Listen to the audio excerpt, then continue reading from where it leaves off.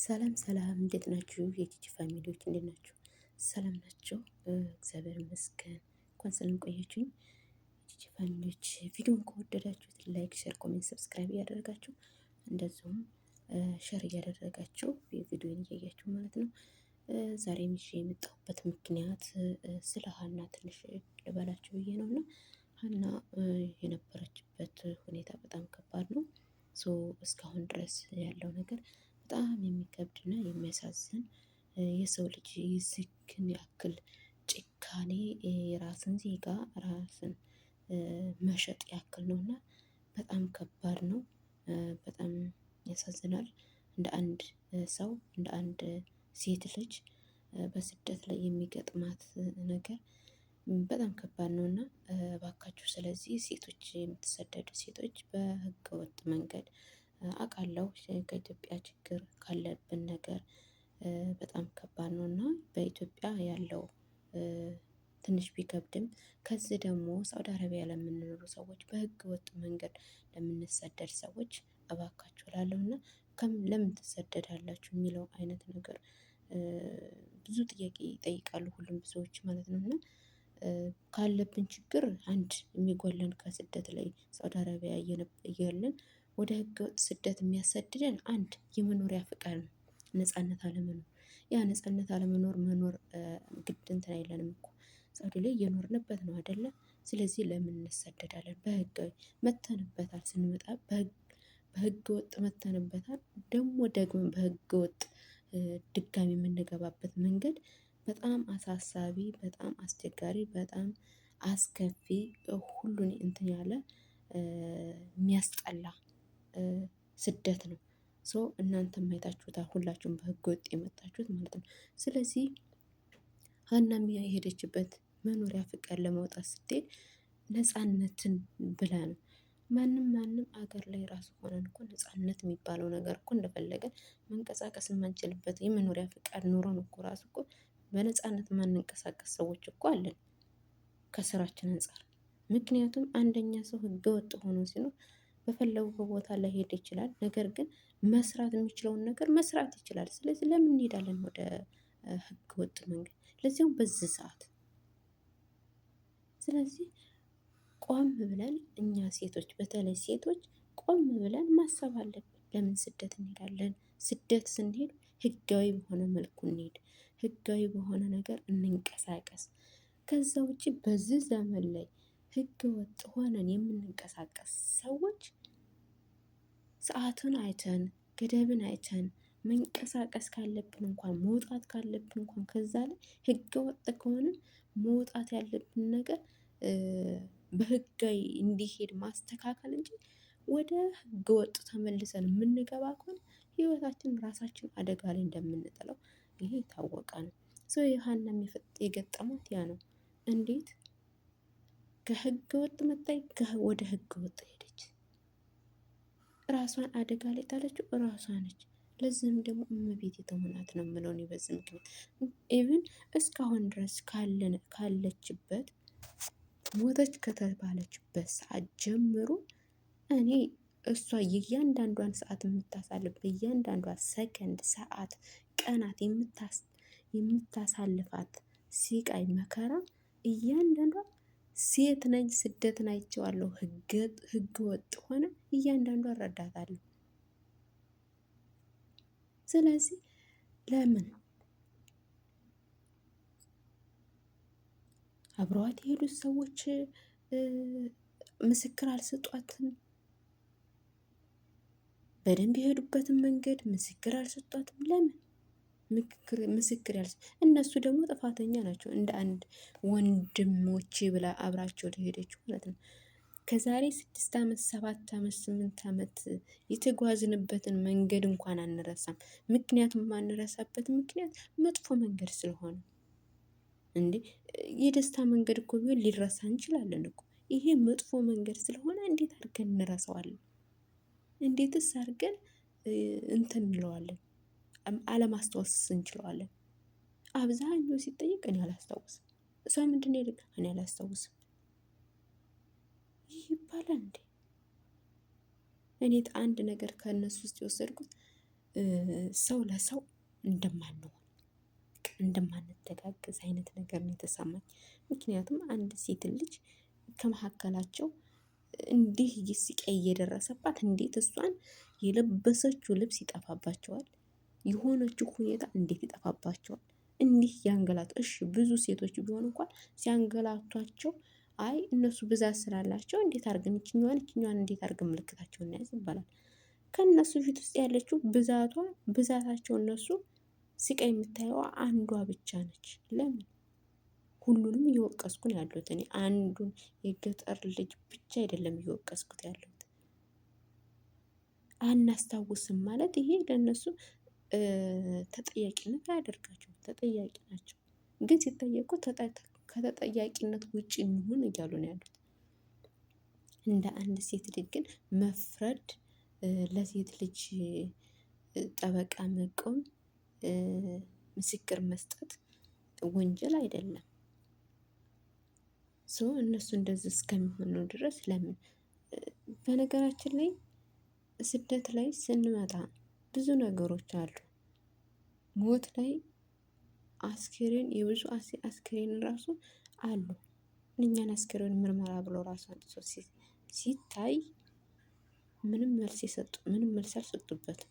አለች የለችም የለም እንኳን አላሉ። አስክሬን ምርመራ ሲመጣ አስክሬን እይታ ሲመጣ ማለት ነው። እና ከባድ ነው እንዴ! እረ ሰዎች እናስብ ቆም ብለን፣ እረ እንገንዘብ። በእኔ ላይ በእሷ ላይ የሆነው በእኔ ላይ ይደርሳል ብለን እናስብ። አንጨክን፣ ሚዲያ ይዘን አንከተል፣ እንተዛዘብ። እሺ የሌላ ዜጋ እንኳን ቢሆን እሺ፣ የራሳችንን ዜጋ እየሸጥን ትግሬ፣ ኦሮሞ፣ አማራ እያለ ሰብአዊነት ይሰማል። እስከ ዛሬ የነበረን ኑሮ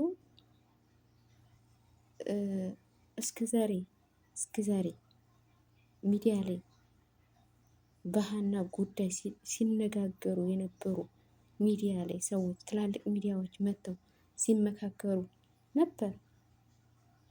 ህግ ሴት ነው፣ የኢትዮጵያ ህግ ኤምባሲዎች የት ናቸው?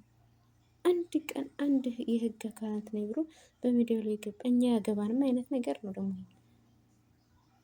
ብዙ ጥያቄዎች አሉ ግን ስለ ኢትዮጵያ እንትኖች ይሄ እኔ ራሱ እንትን እያለኝ ነው እንዴ። አንዳንዴ እኮ ዜግነታችን ራሱ እኮ እየረሳ ነው እኮ ነው ያለ ነው። አንድ ሰው ሲሞት እኮ የኢትዮጵያ መንግስት እኮ አንድ ሰው ሲሞት እኮ ሊቆረቆር ይገባው ነበር። ነገር እኮ በጅምላ እየገደለ ቤቱ ጋር የስደትን ማውጫለሽ ማንገቢያለሽ እያለ እንጂ የሚቀመጠው እንኳን ለስደተኞች አገር ቤት ውስጥ ያሉትን መቀመጫ ሳጥቷቸዋል። የሚያስጠላ የሚደብር አሰራር ነው ያለው ጭራሽ። አሁን እዚህ ጋር እየተዋጋ ያለው ለሀና ቲክቶክ ላይ ያለው ሰው ብቻ፣ ሚዲያ ላይ ያለው ሰው ብቻ እና ቤተሰቦቹ። ከዛስ ሌላ የለም። የህግ አካላት የለ፣ ኤምባሲ ይሄ ነው የለ። እኔ በሷ ቦታ ላይ ቢሆንም እኮ እኔም እኮ ነኝ እሱ። እሷ እኮ እንደውም ሚዲያ ላይ ስለምታወቅ ከሚዲያ ጋር ያላት ግንኙነት ስላለ ነው። ለዛውም እቺ ልጅ ወጣችው። ስንት ልጆች ናቸው በእሷ ምክንያት የወጡት?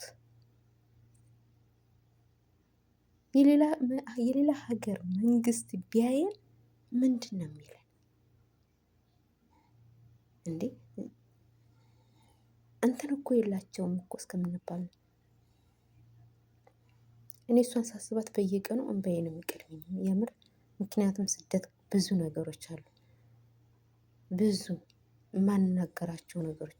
ይሄ የምታዩት መደፈርና ይሄ መሞት፣ መደብደብ ምናምን ተውት። ይሄ ተውት። ይሄ ግንባራዊ የምናየው ነው፣ በአይናችን የምናየው ነው። ብዙ ነገሮች አሉ የማታውቁት። ስደትን የሚያውቀው ያውቀዋል፣ እዛ እንግልት ላይ ማለት ነው። ያችን ጉዞ ያችን ምሽት በጨለማ የሚጓዝ ሰውና በቀን ላይ የሚጓዝ ሰው ብዙ ችግሮች ይደርሳሉ፣ ብዙ እንቅፋቶች ይደርሳሉ። ነገር ግን እኛ የምናተኩረው መደፈርን፣ ረሃብን፣ ጥማትን፣ ብርድን ነው የምናስታውሰው። ከዛ ብዙ ሞትን። አዎ ከመደፈር በላይ ሞት የለም። በቁም የመሞት ሞት ነው መደፈር። ሴት ልጅ መደፈር ማለት ከሞት ሞት ነው። መሞት ይሻላል። ሴት ልጅ ከምትደፈር ሞት ይሻላታል። እኔ ያንን ነው የምመርጠው። ግን ከመደፈሩ ደግሞ ሌላ ብዙ ብዙ ብዙ በሰው ልጅ አይነት ላይ ሰው ነኝ ሰው አጣሁ እስከምንል ድረስ ግፍ አለ። አጠገቤ የተቀመጠ ሰው በእኔ ላይ ግፍ የሚሰራ ሰው አለ። ስለዚህ አንድ ሰው ሊመሰክርም ሊጮህም ስለ ስደት ሊናገር የሚችለው ስደትን የሚያውቀው ሰው። ሚዲያ ላይ አሁን ቲክቶክ ላይ ቁጭ ብሎ ስለ ሀና የሚከራከር ሰው የሀናን ቁስል የሚረዳ ሰው የለም። የሀናን ቁስል የሚረዳው ሰው የለም። የሀናን ቁስል የሚረዳው ወይም የምትረዳው የመዳም ቅመም ብቻና ብቻ ነች። ምክንያቱም እሷን በህገ ወጥ ስለመጣች ቁጭ ብላ ስላየችው መንገዱን ስለተጓዘችበት ምን ያህል ስቃይ እንዳለ ምን ያህል መከራ እንዳለ እያንዳንዷን ሰዓት ሰከንድ ሰዓታት አለ። ያን ሁሉን እንናገር ነው የምለው። በመጨረሻ የምለው ሀና የልጅሽ አምላክ ያገናኝሽ በሰላም ለልጅሽ ያብቃሽ ብዬ ነው የምለው። ስለዚህ እንደ አንድ ሰው ቆመ ብለን ብንረዳት ሲቃዋን ሀሳቧን ተረድተን ለሷ መፍትሄ አይነት ብንፈልግ አይነት ባይነኝ ለሁላችሁም። ለምንድን እያንዳንዱ በየቀኑ በየመጣ ጊዜ አጀንዳ አጀንዳ አጀንዳ አጀንዳ እየተባለ አጀንዳ እየተፈጠረ ኢቭን ዛሬም እየተከራከሩበት ነው። ወደ ሀቢባ ቤት ደግሞ ዞሯል። ሀቢባ ደግሞ እየሰራችበት ያለ ነው አሁን። ነገር ግን ሀቢባ ምናልባት መቋጫውን ልታገኘው ትችላለች ብለን እናስባለን። ግን ከዛም ፊት ሁላችሁም ስለ ሀና ብላችሁ እመቤቴን የምር ብትጸልዩ ይሻላል ነው የምለው። በጸሎት ብናስባት ነው የምለው። ምክንያቱም ካለችበት አንፃር በጣም ከባድ ነው እና ሁላችሁም በየቻላችሁበት አቅም ጸልዩላት ነው የምለው። እኔ ከዚህ በላይ ምንም ማለት አልችልም እና ካለንበት አንፃር ያለችበት ስደት እንደሚገባን ለሷ በአሁኑ ሰዓት እመቤቴ ከጎኗ ቅፍ ድግፍ ታርጋት ነው የምለው። ባይ ባይ